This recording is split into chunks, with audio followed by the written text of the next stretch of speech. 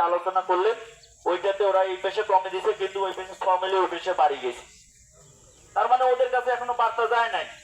তো আমরা যেখানে ধরবো ইনশাল্লাহ আপনারা সবাই মিলে যদি সাপোর্ট করেন, ইনশাল্লাহ ওখানে আমরা নির্মূল করেই ছাড়বো। পারবো তো ইনশাল্লাহ?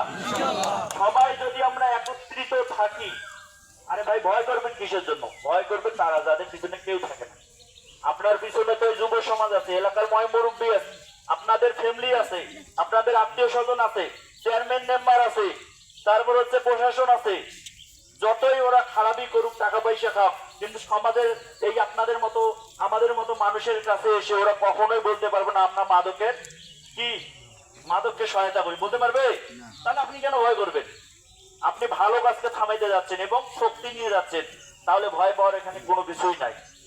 তো এই কথাগুলো বলেই আমি আমার সংক্ষিপ্ত বক্তব্য পেশ করলাম। তো এ পর্যায়ে